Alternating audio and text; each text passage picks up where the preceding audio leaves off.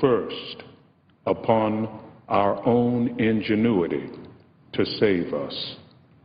Lord, give our senators the wisdom to seek first your kingdom, striving to remain within the center of your will. Send out your light to lead them to a destination that will glorify you. Thank you for smiling upon America, blessing this land we love from the reservoir of your great bounty. Continue to lead us in the way of peace and unity. We pray in your great name. Amen. Please join me in reciting the Pledge of Allegiance to the flag. I pledge allegiance to the flag of the United States of America and to the republic for which it stands, one nation, under God, indivisible, with liberty and justice for all.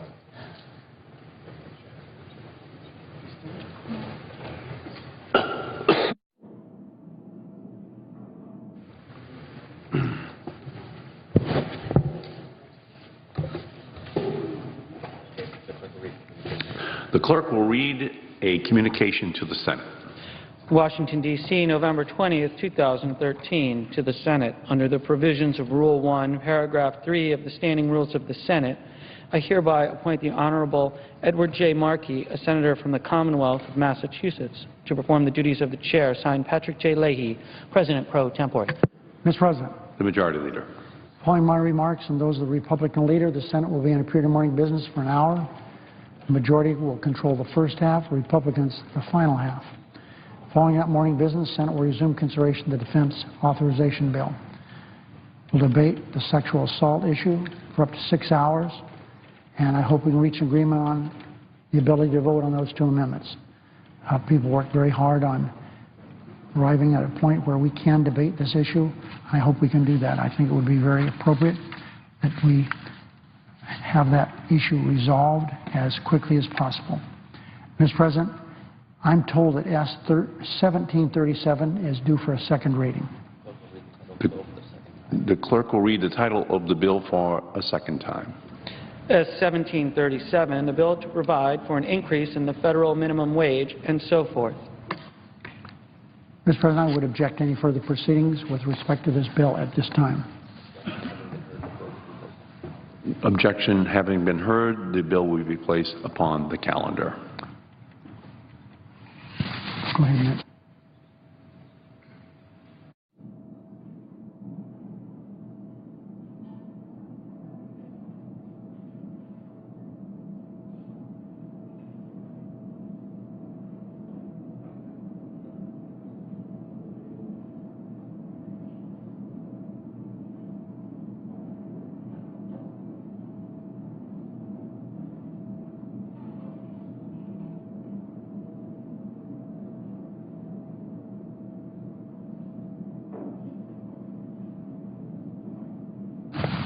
Mr. President. Republican Leader. In recent weeks, we've seen a lot of hand-wringing on the other side of the aisle over Obamacare. A little shock here, a little dismay there, and more than a little feigned outrage. What we haven't seen, of course, is anything even approaching a good answer as to why the President told the American people one thing and then did the other, or a solution to the national crisis of millions of Americans, some with very serious medical conditions, heading into the holiday season having just been told they will lose their health care plans. The folks who voted for this law and the President whose name it bears did everything they could to keep these folks in the dark about the realities of Obamacare for more than 3 years, 3 long years. But the problems we're seeing shouldn't come as news to anyone, least of all our Democratic friends. Because what we've seen are the utterly predictable consequences of Obamacare. And the fact is, a lot of folks warned about these kinds of consequences coming to pass. But the President's political machine just steamrolled anybody who spoke up. ran right over them. They laughed it all off, dismissed everyone else as naysayers and cynics, while all the while they basically knew we were right. Countless independent experts, healthcare professionals, and insurance authorities across the country all of them warned about what we're seeing right now. So did many of us. If only the Democrats who run Washington had listened. But the president needed their votes for a bill he hoped would define his legacy. So they gambled that their constituents would just learn to live with Obamacare and forget the false promises. That was the gamble. In other words, Washington Democrats were specifically warned about the consequences we're seeing, and they voted for Obamacare anyway.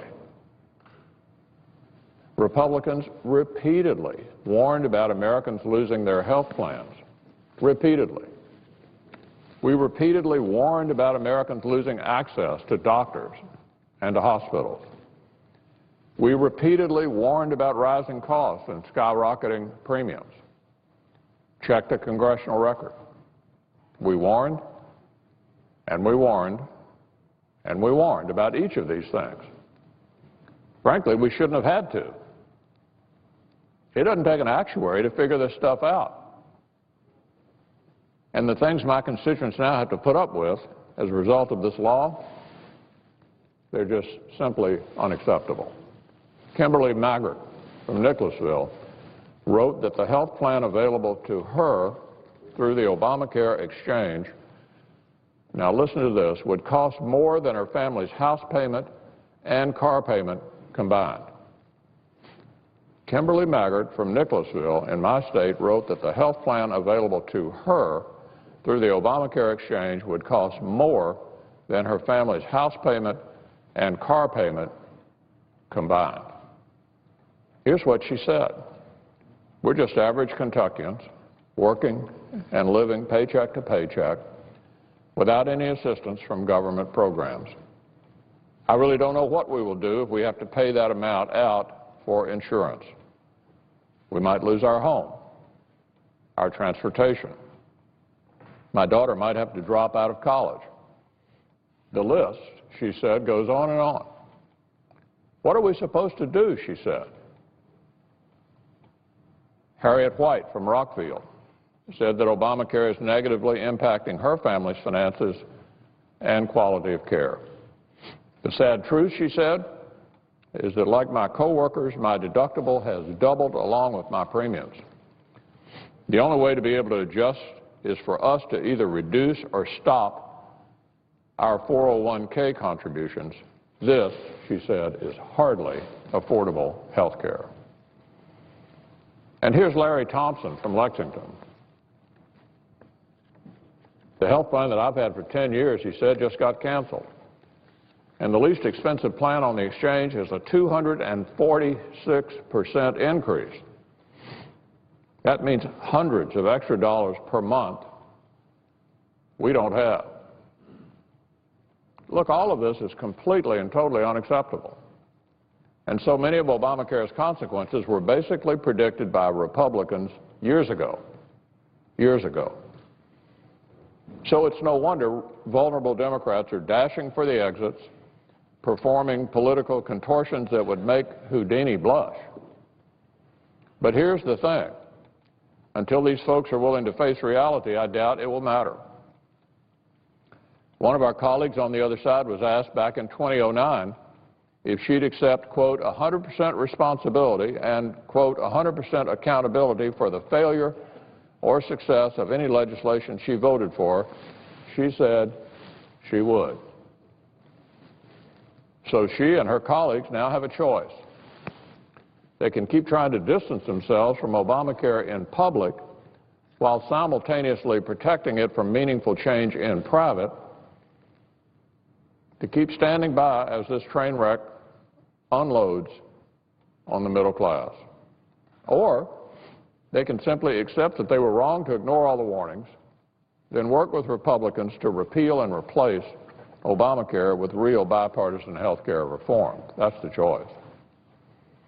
If Washington Democrats are looking for a political exit, that's the only meaningful one available, the only exit. If they're looking for the best policy outcome to do right by the people who elected them, they'll reach the same conclusion. That's the good news. I hope they'll get there soon, because we've already seen Washington Democrats travel through just about every one of the stages of grief. Denial at first, claiming the law is the only problem of that it was just too popular. The anger, pointing fingers of blame at contractors, Republicans, of course, the media, really anyone but themselves. Then bargaining, proposing nips and tucks to a law that needs an overhaul instead. But for the sake of our country, let's hope they just speed right along to acceptance. The acceptance that Obamacare can't work and won't work, and that their constituents deserve better. When they do, Republicans will be right here, just as we've always been, ready to work with them to start over with real reforms that decrease costs and improve access to care. That's what our constituents wanted all along, and that's just what we should give them.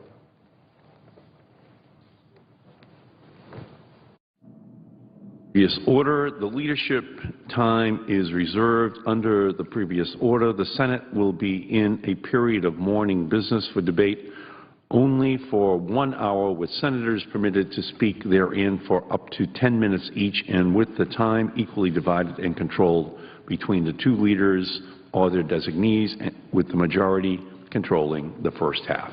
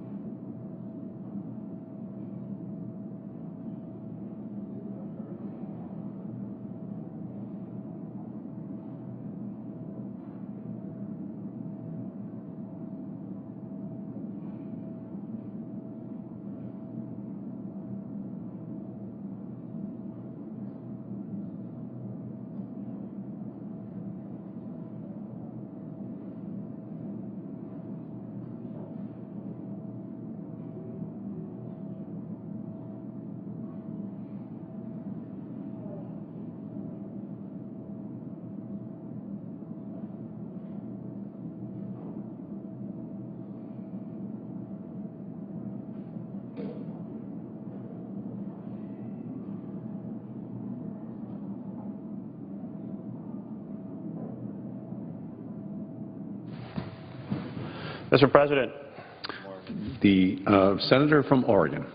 Thank you, Mr. President.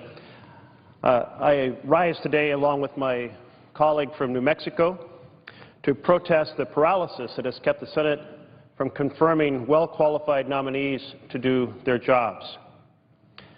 The U.S. Senate provides the opportunity for all of us to weigh in under our constitutional role of advice and consent.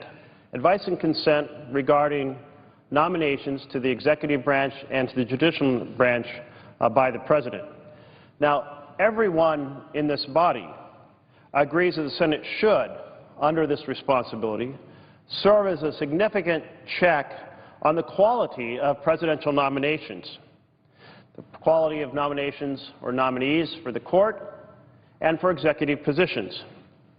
And I certainly share that sentiment that the Senate should provide this significant check on quality. The Senate should vet nominees. We should question them. We should debate them. And then we should vote on whether to confirm or reject them. What is absolutely clearer, however, is that when advice and consent becomes block and destroy, then the Senate process is broken. A minority of one branch of government should never be able to systematically undermine the other two branches of government. Yet that is exactly what we have today. Look at the well-qualified nominees who have been blocked from having an up and down vote here in the Senate chamber just in recent weeks. Mel Watt, nominated to head the Federal Housing Finance Agency. And then nominees for the court, Patricia Millett, Cornelia Pillard, and now Robert Wilkins.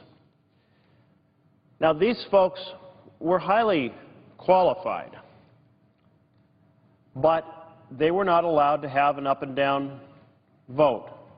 The Senate was not allowed to weigh in on whether they wished to confirm or not confirm.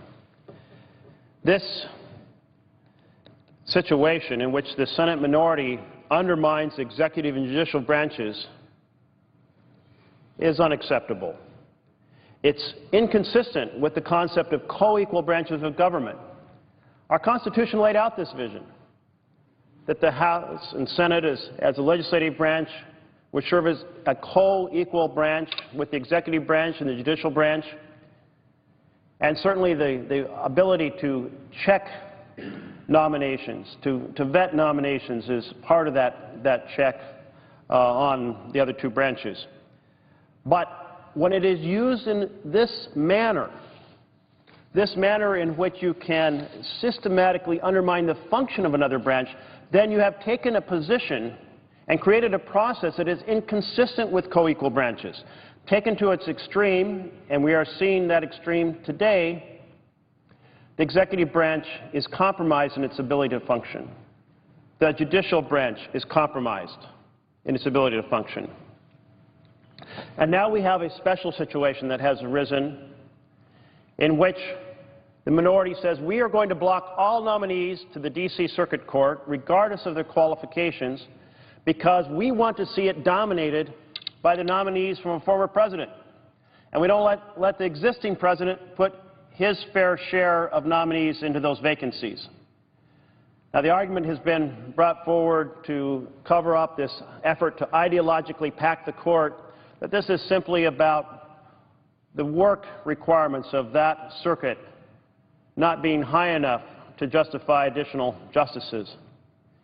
And yet, if that was indeed the case and there was an effort to distinguish it from the ideological bent that is clear here, then that would be something one would say about the future. Let's implement that 8 years down the road.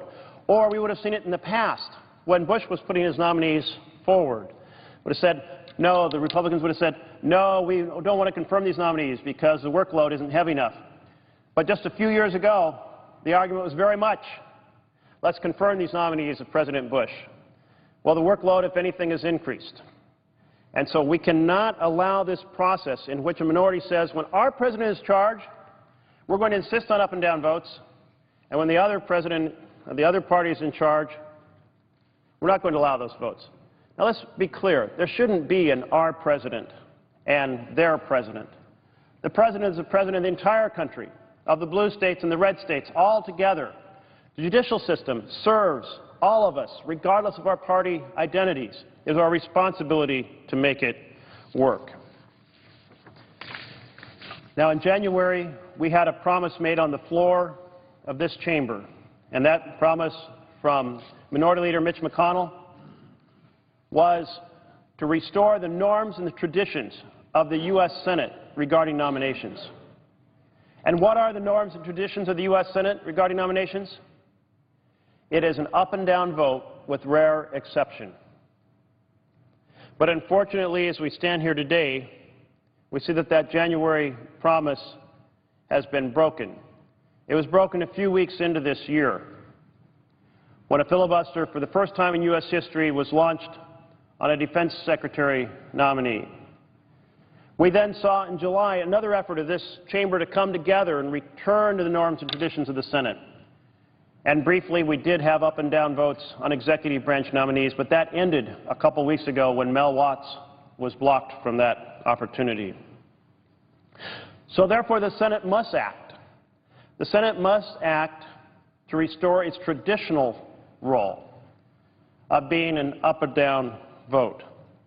Now, I, quite frankly, would prefer in a perfect world to see this done simply through the type of agreement that we have sought a couple of times, up and down votes with rare exception. But it is clear that that is not possible because the January promise was broken, because the July promise was broken, and therefore we are in a position where we have to do by rule which cannot be done by simple cooperation. Now, some have said that this has never been done, changing the rules or the application of the rules by a simple majority in the middle of a term. But that is simply not the case. I have in my hand a list of 18 times that this has been done since 1977. I'll put up a chart of some of those changes that are quite relevant to this discussion. By simple majority in 1977, preventing post-cloture filibusters. In 1979, by simple majority, preventing abuse of legislative amendments in appropriation bills. In 1980, preventing filibusters on the motion to proceed to nominations and treaties.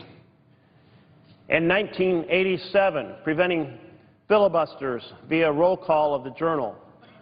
Now, I have put these up for those incidences that pertain to filibusters, but these are only 4 of the 18 times since 1977 that we have changed the application of the rule by simple majority.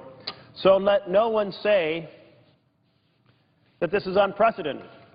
And these 18 changes have come more often in Republican hands than Democratic hands in terms of the majority of this body.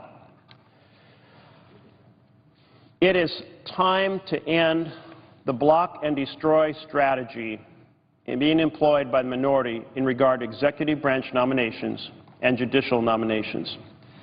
And I am very honored to be a partner in this conversation with the junior senator, actually the senior senator from New Mexico, who has been raising concerns about the functionality of the Senate from the day he first set foot in this chamber. And with that, I will yield to my colleague. Mr. President. The senator from New Mexico. Mr. President and Senator Merkley, I would ask consent for us to engage in a colloquy here following my remarks. Without objection, so ordered. And Senator Merkley, I couldn't agree more with what you pointed out here. I mean, a lot of discussion, especially on that chart you talked about, that we've done this before. When the Senate hits a roadblock, we can come back to our majority powers and get through the roadblock and continue to do business as a Senate and do the business that we were sent here to do. And as you noted, I remember I called for rules reform 4 years ago, and I said the Senate was a graveyard for good ideas. I remember talking about that in my campaign and coming here, and I'm sorry to say that little has changed, that the digging continues. Americans are tired, I believe, with the gridlock and the dysfunction in Washington, filibusters, shutdowns, hyper-partisan attacks. Americans want reform in the way their government operates. More cooperation, more transparency, less partisanship, more problem solving. Monday's vote was one more example of why we need reform. Judge Robert Wilkins, well qualified to serve on the Court of Appeals for the D.C. Circuit. He deserved an up or down vote. Instead, what did we get? Another filibuster. He's the fourth nominee to that court to be trampled on by the minority, not because he is unqualified, not because any failing on his part, but because a Democratic president nominated him. For some, that is enough. That is all it takes to tell an eminent American to go home. First, it was Caitlin Halligan in March, then Patricia Millett last month, followed by Nina Pillard last week, and now Robert Wilkins. Each of them exceptional. Every one of them distinguished nominees. Each would be a credit to the Court of Appeals. So the number 4 and counting. In baseball, 3 strikes and you are out. Not so in the Senate. But this isn't just about the rules. It's about having a Senate that works, not one that buckles under the weight of filibusters. The partisan games continue, and the game has gone on long enough because the losers are the American people. Senators Merkley and Harkin and I have proposed changes to the rules at the beginning of this Congress. Rules changes that were fair. They reined in the abuse. They protected the minority. We were very clear. We called for a talking filibuster. We argued that if the minority wants to continue debate, which is what voting against cloture is, they should actually have to stand on the floor and debate. Come down here if you want to slow things down, and get on the floor and debate. Instead, a compromise was reached. The two leaders agreed to work together to schedule votes on nominees in a timely manner by unanimous consent, except in extraordinary circumstances. That was the standard in the test, extraordinary circumstances. The minority leader said the subject of nominations, Senate Republicans will continue to work with the majority to process nominations consistent with the norms and traditions of the Senate. That was the agreement, and we all know it has not been kept. In July, we had another shutdown on confirmations. All qualified candidates, all prepared to serve, but nominated by a Democratic president, or asked to lead agencies the other side doesn't like. The Department of Labor, the EPA, the Consumer Protection Bureau, all blocked. Once again, we looked at changing the rules with a simple majority to restore the Senate's ability to function. We had a historic meeting in the old Senate chamber, and we reached another compromise. I was hopeful for the outcome. There was feeling on both sides that things had to change, that we needed to change the way we do business here, and we confirmed several of those nominees. But here we are again, back on the filibuster merry-go-round and getting nowhere. 4 months later, the same debate, the same partisan games, with qualified nominees denied an up or down vote. And not just judicial nominees, but also Congressman Mel Watt, blocked from leading the Federal Housing Finance Agency. The only extraordinary circumstance has been continued obstruction. This is not the norms and traditions of the Senate. It's the failure of partisan politics. In fact, it wasn't long ago that Republicans were the first to say so. During the Bush administration, they were up in arms. Why? Because 10 judicial nominations had been blocked. 10, mind you. That number seems quaint now, but it was enough for the Republicans. Here's what the Republican Policy Committee said in 2005. These are their words. This breakdown in Senate norms is profound. There is now a risk that the Senate is creating a new 60-vote confirmation standard. The Constitution plainly requires no more than a majority vote to confirm. Exercising the constitutional option in response to judicial nomination filibusters would restore the Senate to its long-standing norms and practices governing judicial nominations and guarantee that a minority does not transform the fundamental nature of the Senate's advice and consent responsibility. This approach, therefore, would be both reactive and restorative. Restore the Senate to its long-standing norms and practices. It would be difficult to state the case more clearly. One of my colleagues on the other side of the aisle said we should be careful what we wish for, that the majority rule could backfire. We might get more Justice Scalias. Well, that is exactly the point. The Constitution does not give me the right to block a qualified nominee, no matter who is in the White House. The real norms and traditions of the Senate honor that principle. Some of us may disagree with Justice Scalia on judicial philosophy, but he was a qualified nominee, he received an up or down vote, and he was unanimously confirmed. Likewise, Justice Ruth Bader Ginsburg was considered liberal, the former ACLU General Counsel. Many on the other side may have disagreed with her views, but there was no filibuster. She was confirmed by a vote of 96-3. A minority in the Senate should not be able to block qualified nominees. On the other side of the aisle, this is not advice and consent. It is obstruct and delay. The people elect a president. They give him or her the right to select a team to govern and to appoint judges to the federal bench. If those nominees are qualified, they deserve an up or down vote. That is how our democracy is intended to work. That is the mandate of our Constitution. That is the real tradition of the Senate, and that's the way it's supposed to work, and has worked that way in the past. My father was Secretary of Interior for President Kennedy. He later told me when I asked him how long it took to get his team in place at Interior, he said, "Tom, I had virtually my whole team in place in the first 2 weeks." In place, ready to serve the American people in 2 weeks. The President's team, his team to choose so long as they are qualified to do the job. My colleague on the other side is right. The winds can change, and let's be candid. Neither side is 100% pure. Both sides have had their moments of obstruction and no doubt their reasons at the time. But I don't think the American people care much about that. They don't want a history lesson or a lesson in parliamentary procedure. They want a government that is fair. They want a government that is reasonable and that works for them.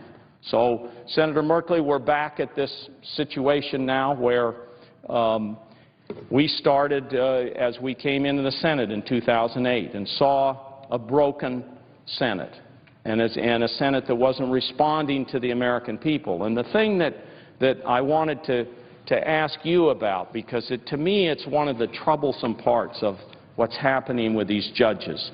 The last 4 judges who have been filibustered have been women. And we're talking here about, I think, a different standard, because in between the 4, a man got onto the same court, was voted in.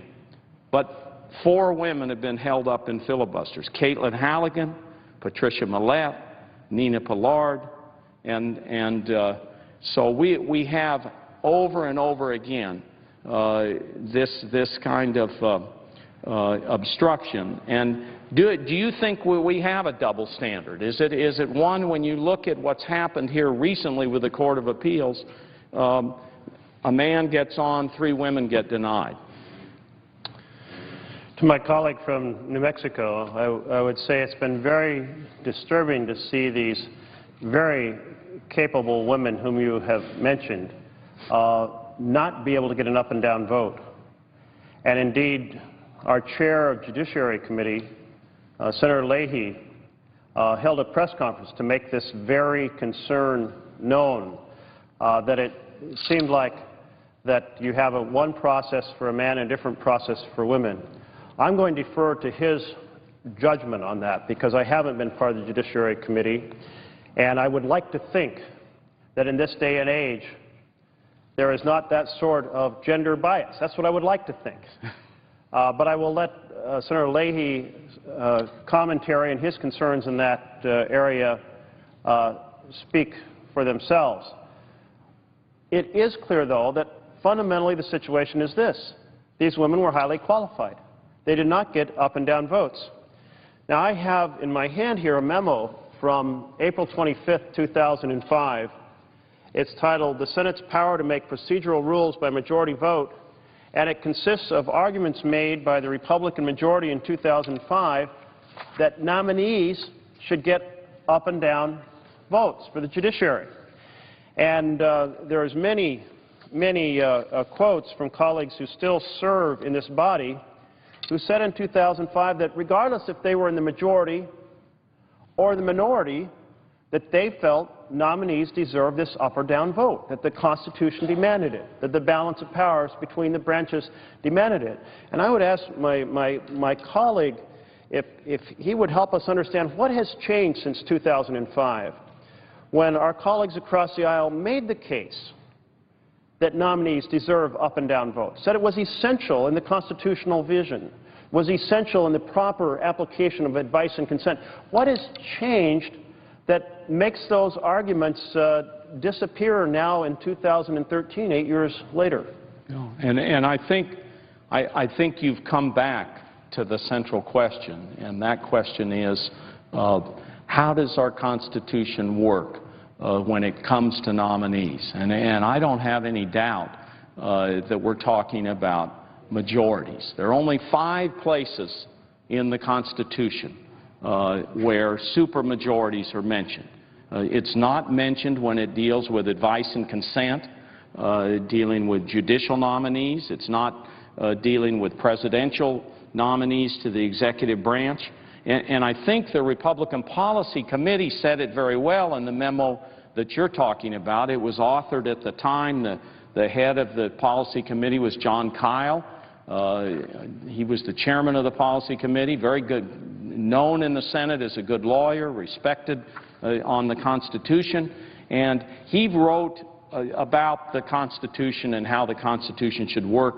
And he said a couple of things which I think are interesting here. The filibustering senators, this is back in April 25, 2005, the filibustering senators are trying to create a new Senate precedent, a 60-vote requirement for the confirmation of judges, contrary to the simple majority standard presumed in the Constitution.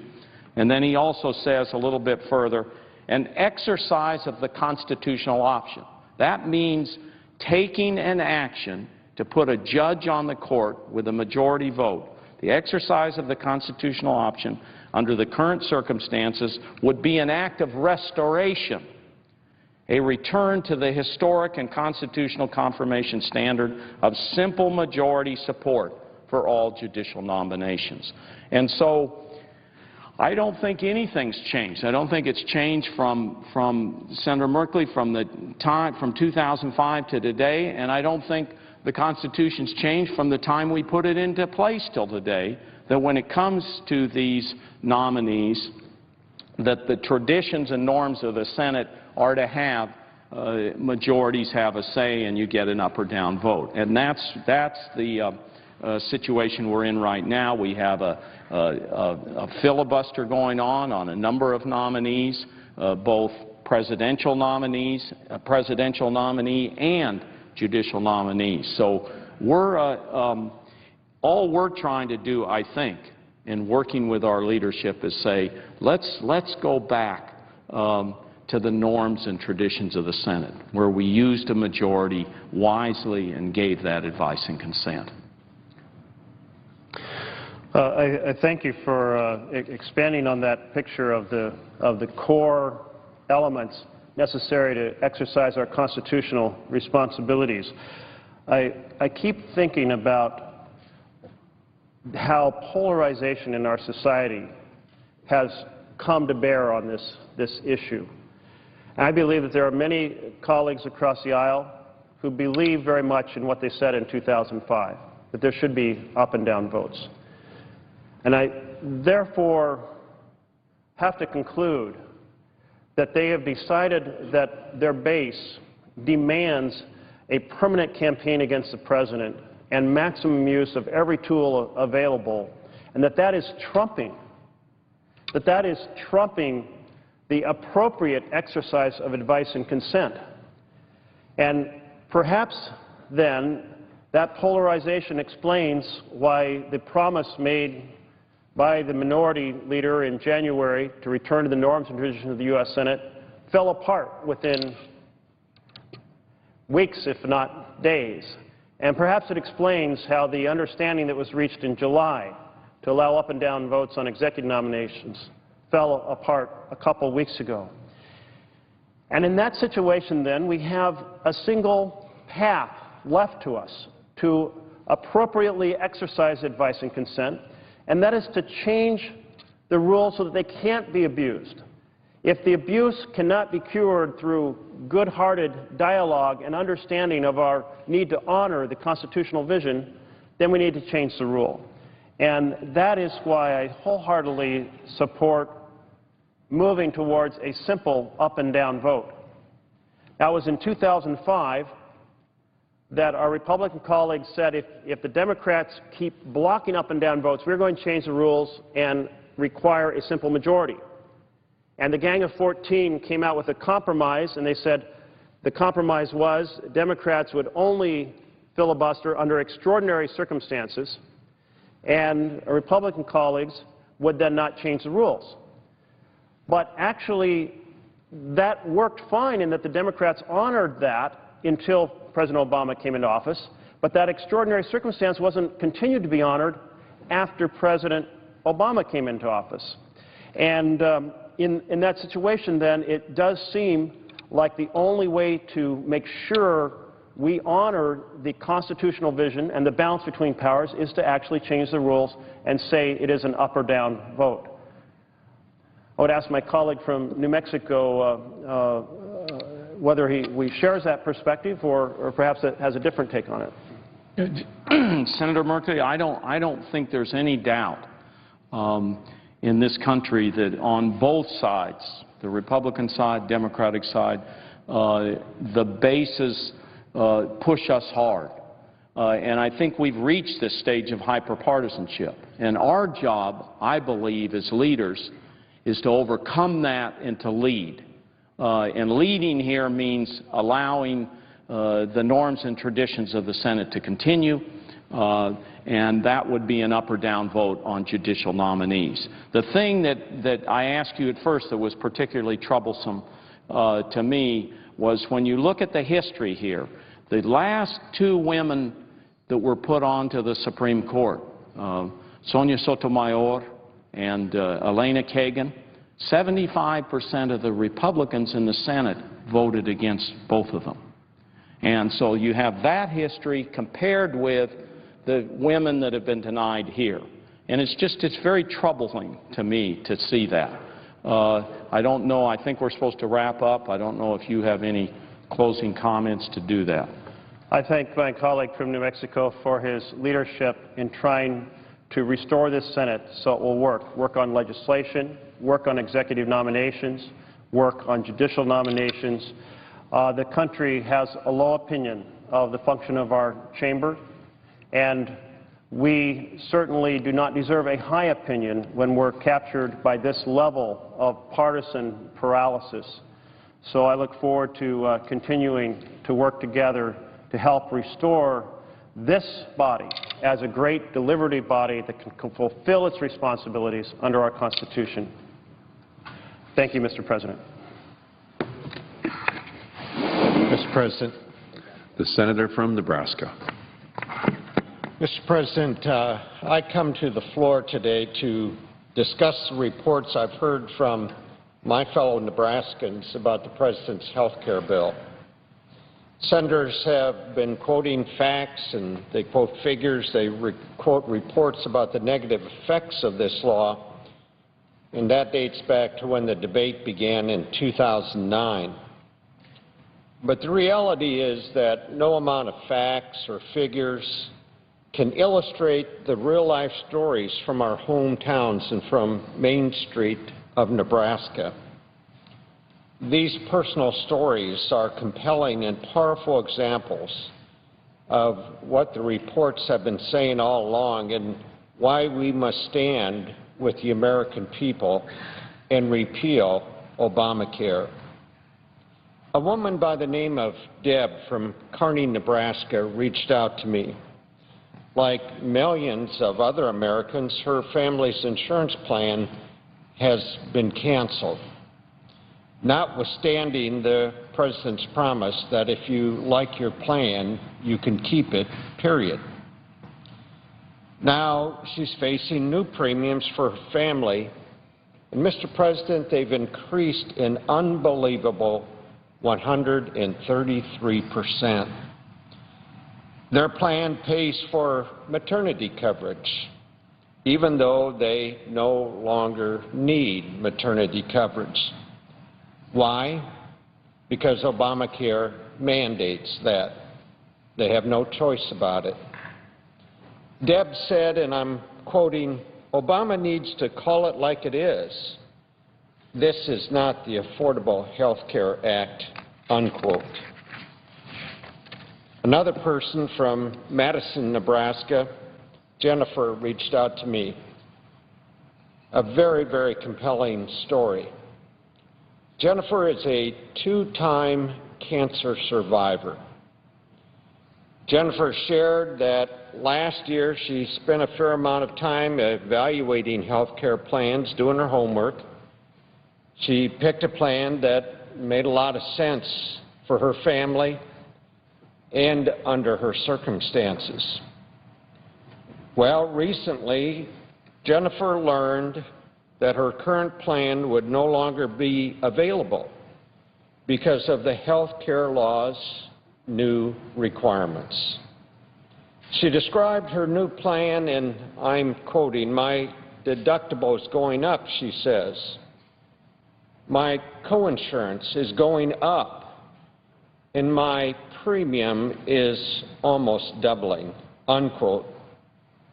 She went on to say, and I quote here, "I think it's an insult to hard-working, responsible people like myself to require me to pay for coverage of all of these additional services," unquote. Then, Mr. President, there is a woman by the name of Hannah from Lincoln, Nebraska. This 25-year-old is seeing massive increases as well. Get this, Mr. President, her monthly premium is increasing by 160%, and her annual deductible is more than doubling to over $6,000. She explains, and again I quote, "I am healthy and active. I love long-distance running, and I rarely get sick. This is impossible for my budget. I feel like Obama is punishing those of us who have graduated college, who are working hard trying to make a life for ourselves. We're starting our families, we're building our businesses, we're launching our careers, and trying to give back to our communities however we can. Now, Obamacare is devastating the American dream of an entire generation," unquote. Well, Mr. President, these Nebraskans and people all over this great country are understandably frustrated. There's been a lot of talk recently about this law. There's been a lot of talk about the President's promises. Over the course of the last 4 years, none of his promises have centered on American families like these who are losing the plans that they do like, or who are paying more for the coverage. And none of his promises indicated that young people like Hannah's costs would go through the roof. One wonders if there had been honesty in this debate whether this bill would have ever passed. In fact, President Obama's promises, well, they signal just the opposite. He said over and over again people could keep their plans if they liked them. He even put a period there. And he said they would pay less. But these consequences, well, they're not happening by accident. They are the central pillars of the President's law, Obamacare. The law mandated coverage standards for health insurance plans and forced people into policies that meet those mandates. So, Mr. President, what's the result? Well, the result is a law that drives up costs. It eliminates choices. You see, it's motivated by a simple guiding principle, and that is that Nebraskans and Americans can't decide for themselves. It's motivated by a principle that government knows best.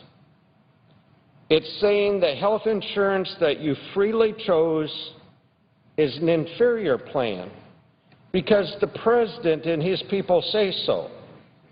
And it says that government must protect you from your own decision-making. Mr. President, that is not what the American people want. And that's not the kind of country they want to live in. And they've spoken loud and clear, especially when the truth came out as the realities of Obamacare are settling in to their daily lives. Now, the frustrating part is that the President's announcement last week that Americans can supposedly keep their plans was provoked not by devastating stories of millions of Americans or Nebraskans, but it was provoked by members of his own party who are now in a panic about their re-election. Well, to the American people, to the people I represent in Nebraska, this is far too little and far too late.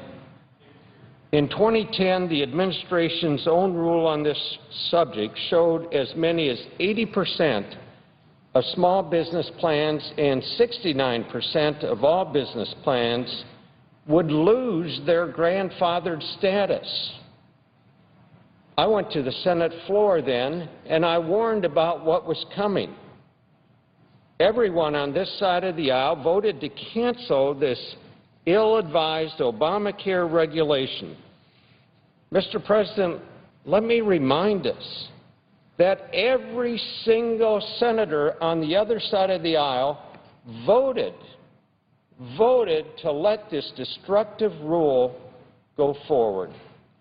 And now Americans and Nebraskans are paying the price for that vote. Taking action 3 years ago would have been a very thoughtful step to avoiding disastrous consequences. But a surprise announcement caught everybody by surprise.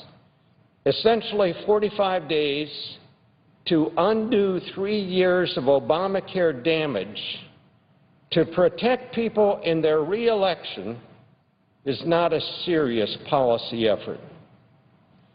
If you're 5 touchdowns behind, you can't wait until there's 1 minute left to start playing. Let's face it, President Obama's announcement last week was not a policy decision. It was an attempt to arrive at a political fix to save re-election for members of his party. Once again, he sidestepped Congress in the legislative process to unilaterally enact a temporary delay of one of his signature law's major provisions. And let me emphasize, it's temporary. It's only designed to get us by Election Day and to try to save some seats for his party. Even if you believe that insurance companies and every insurance commissioner in 50 states can undo all of the planning they have done to comply with Obamacare, to follow the rules, even if you assume that they can undo that in 45 days, our citizens will be right back in the same boat next year after Election Day. The cancellation policies will again be printed. The replacement Obamacare-approved policies will reveal skyrocketing prices, and our citizens will be right back to where they were. Well, Mr. President, the time for temporary fixes that simply shift the blame or delay the pain until the election is over, that needs to end. While I will fight to eliminate this law's most burdensome provisions, the truth is that changes to this law create an avalanche of consequences. The provisions of this failed policy are so interconnected, so ill-fated, that no amount of amending and tweaking will solve the problems that American families and businesses are facing. We have only seen the tip of the iceberg. I believe full repeal is the only real answer for American families. Congress can take a stand so millions of Americans can keep their doctors and keep the plans that they like. We don't need a 2,700-page law and $1 trillion in taxes to address the cost of health care to help individuals. Americans are demanding what they didn't get in 2010 and since this law passed. They are demanding transparency. They are demanding thoughtful policy steps toward a better, more efficient, and lower-cost health care system. They want leaders who recognize we're not on the right track. We never have been with this law, and that it's time to head in a direction that puts Americans first, not political opportunity. I believe it's a critical moment. I hope we seize upon this moment and do all we can to listen to the American people. Mr. President, I yield the floor. I note the absence of a quorum. The clerk will call the roll. Mr. Alexander.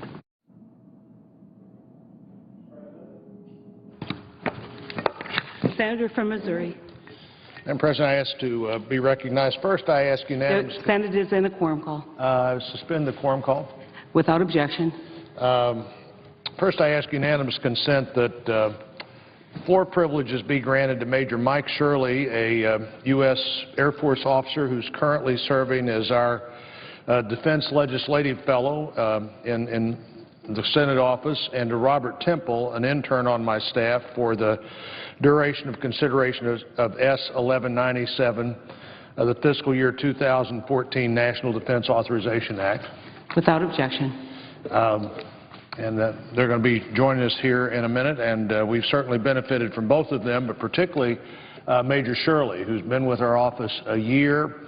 It's been the first year that I've been on both the Armed Services Committee and the Defense Appropriating Committee, and Major Shirley's help in both of those cases has been exceptional, and I'm pleased that we've had his benefit.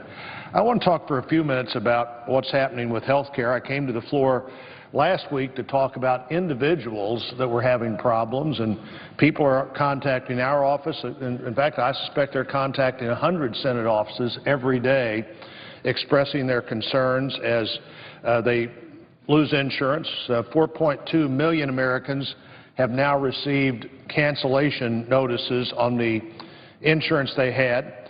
I noticed last week when the President made his proposal that apparently you could keep the insurance you like for a year if your insurance company will still offer it and if the state insurance commissioner will approve it. Those are two pretty big ifs, and certainly are nowhere close to you can keep your insurance if you like it, period. If you like your doctor, you can keep your doctor, period.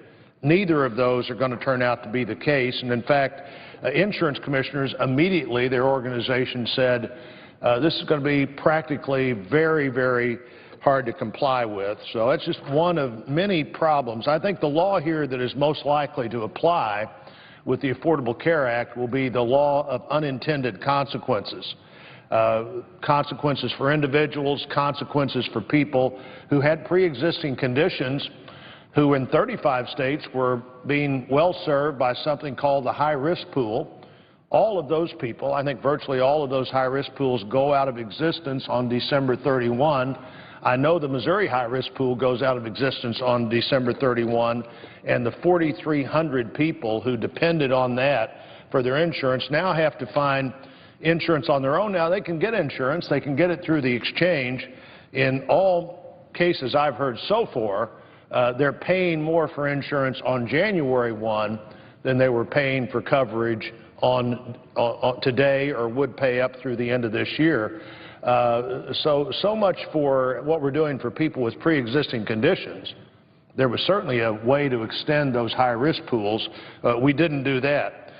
This week I've had a number of businesses talk about the problems they're having. I want to talk about two of them briefly this morning. One of them is the older adults transportation system in our state. It's headquartered near the middle of the state in Columbia, Missouri. It provides transportation for seniors, for people who are disabled, for low-income Missourians. Like many, the older adults transportation system, called OATS, was notified that their current plan will be canceled on January 1. The rate for their new policy for their 50 full-time employees is going to be 40% higher on January 1 than the policy that they had on December 31. And the only way they can do anything about that is to provide fewer services. So because of that 40% increase, fewer trips will be available to take the people they serve. Surely that wasn't the goal of the health care plan. They wanted to insure their driving staff. There are 600 drivers in that system. They wanted to insure them. They were actually hopeful with all the promises about the Affordable Care Act that they'd be able to add their driving staff, but instead of adding their driving staff, they've got to figure out what they're going to do with the 50 employees they've been insuring at rates that are now 40% higher than they were before. Businesses around the state are calling. I recently heard from MacArthur's Bakery in St. Louis. They currently had a cap, a 9% cap on a 2-year health policy that they had. It was a qualified plan.